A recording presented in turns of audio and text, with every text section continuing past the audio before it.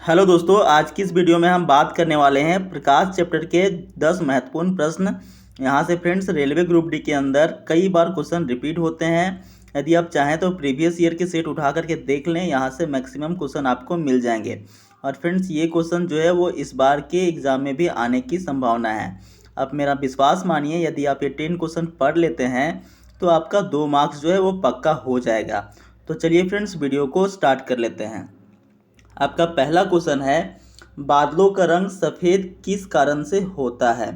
तो इसके उत्तर हैं प्रकाश का प्रकीर्णन, दूसरा प्रकाश का परावर्तन और तीसरा इनमें से कोई नहीं।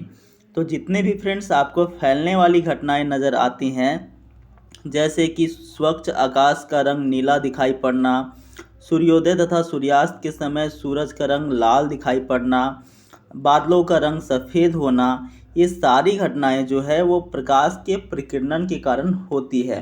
परिकिरणन का मतलब ही होता है फ्रेंड्स फैलाव होना।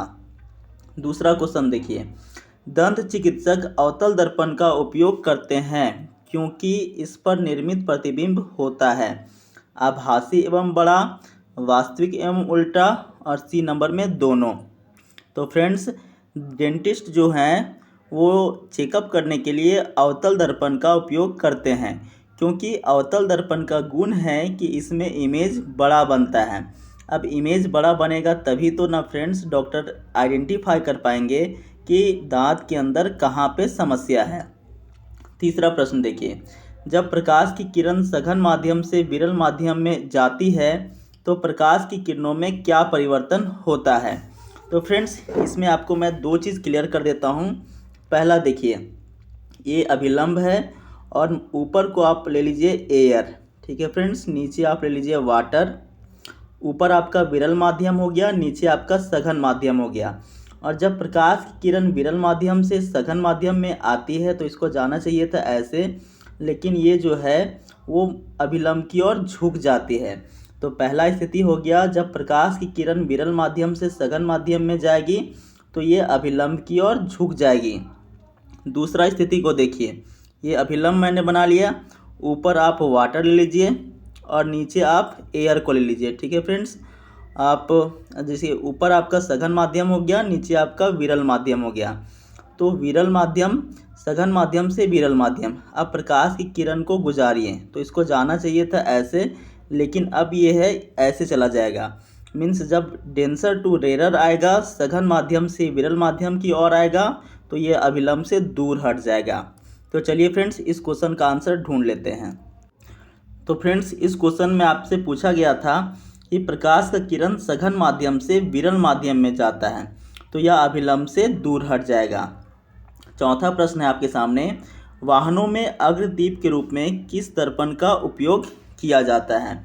तो उत्तर है अवतल दर्पण, दूसरा उत्तल दर्पण और तीसरा समतल दर्पण और चौथा है इनमें से कोई नहीं। तो फ्रेंड्स इसका आंसर हो जाएगा अवतल दर्पण, क्योंकि अवतल दर्पण जो है वो बड़े इमेज को बनाता है और वाहनों के अग्रदीप में अगर आगे से लगाएंगे तो जो ड्राइवर होगा उसके लिए सहूलियत होगा आगे देखने में। पांचवा प्रश्न फ्रेंड्स, वाहनों के पश्य दृश्य दर्पण के रूप में किस दर्पण का उपयोग किया जाता है? उत्तर है आपके सामने उत्तल दर्पण, अवतल दर्पण, समतल दर्पण और नन ऑफ दीज।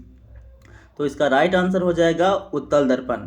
इसके पीछे का कारण समझिए फ्रेंड्स, उत्तल दर्पण का दृष्टि क्षेत्र ज़्यादा होता है, ये कई किलोमीटर पीछे आसानी से देख सकता है और इमेज को उतार सकता है। और साथ ही फ्रेंड्स इसमें एक और गुण होता है कि ये इमेज को छोटा बनाता है और सीधा भी बनाता है, जिससे जो ड्राइवर होता है उसको पीछे की दृश्य देखने में सहूलियत होती है। अब छठा क्वेश्चन को देखिए, किसी दर्पण से आप चाहे कितनी भी दूरी पर खड़े हो आपका प्रतिबिंब सदैव सीधा प्रतीत होता है, तो संभवतः कौन सा दर्पण होगा?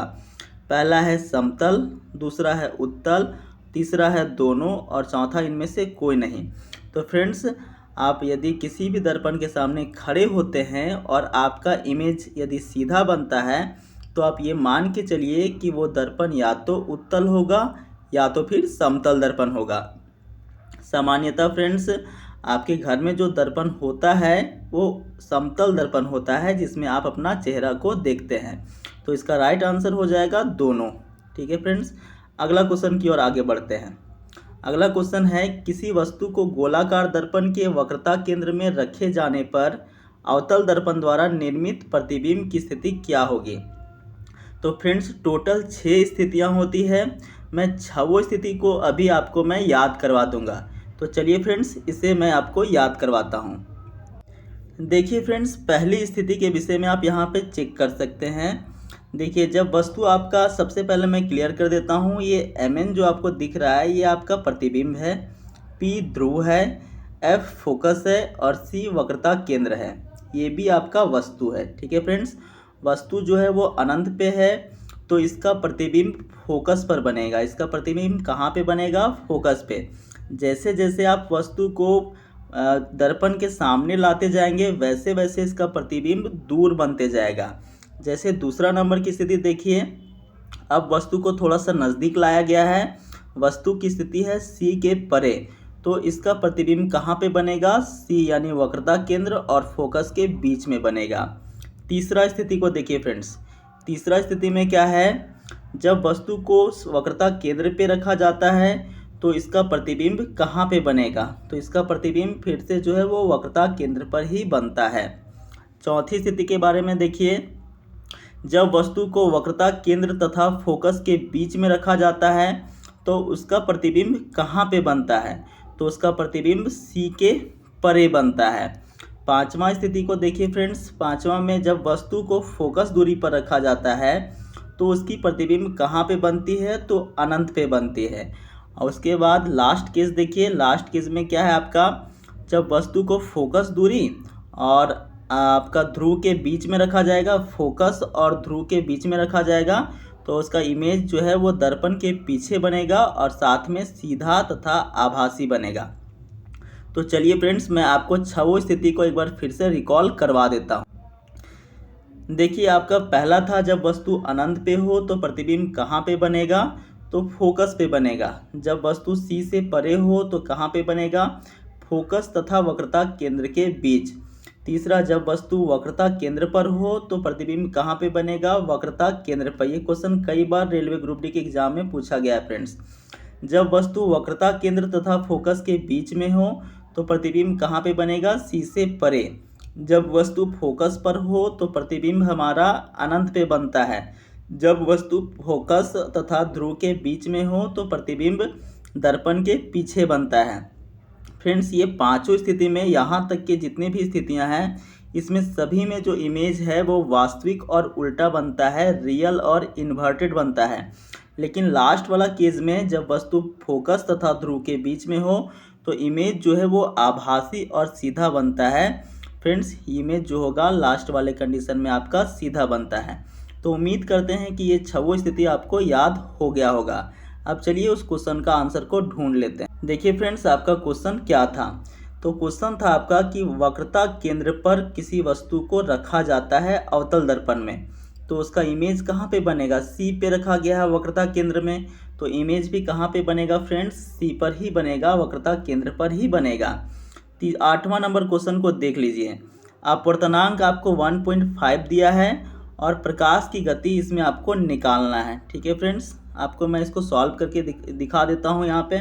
तो देखिए, अपवर्तनांक का जो फॉर्मूला होता है ना फ्रेंड्स, वो होता है निर्वात में प्रकाश की चाल। निर्वात का मतलब होता है वैक्यूम, जहाँ पे कुछ भी ना हो, ना एयर ना वाटर, कुछ भी नहीं हो।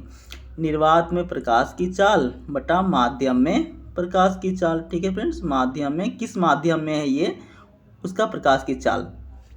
तो अपवर्तनांक आपके सामने 1.5 है और निर्वात में प्रकाश की चाल 3 गुना 10 का पावर 8 मीटर पर सेकेंड होता है फ्रेंड्स। 3 गुना 10 का पावर 8 मीटर पर सेकेंड होता है।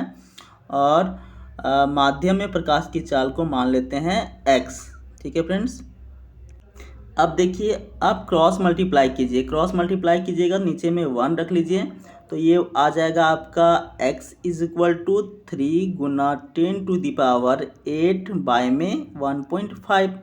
अब जब 3 को 1.5 से डिवाइड लगाइएगा तो कितना आ जाएगा, 2 इंटू 10⁸ मीटर पर सेकेंड। ठीक है फ्रेंड्स, तो इसका राइट आंसर जो हो जाएगा वो हो जाएगा 2.2 इंटू 10⁸ मीटर पर सेकेंड। यहाँ गलती से 18 आ गया है फ्रेंड्स, 8 कर लीजिएगा। ठीक है, अब क्वेश्चन नंबर 9 को देखते हैं।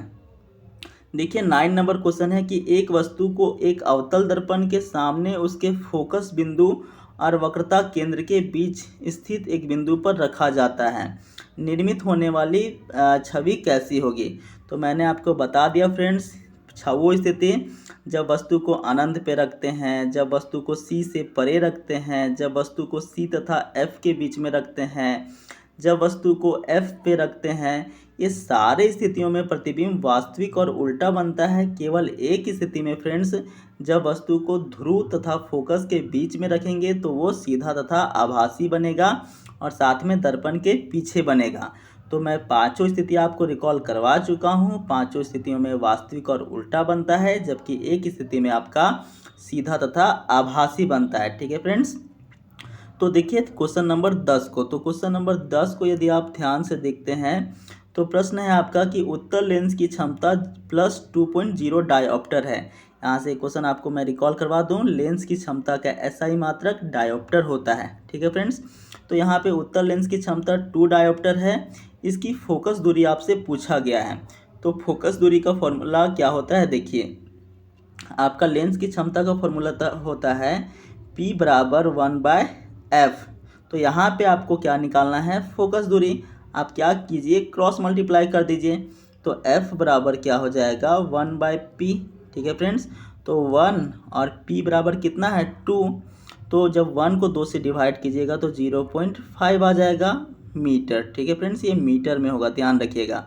तो इसका राइट आंसर जो है वो 0.5 मीटर हो जाएगा। इसी प्रकार की वीडियो को पाने के लिए आप हमारे चैनल को सब्सक्राइब कर लीजिए। और फ्रेंड्स, ये वीडियो कैसा लगा कमेंट सेक्शन में ज़रूर बताएं। वीडियो को लाइक करें और इसे दोस्तों तक शेयर कर दें। धन्यवाद।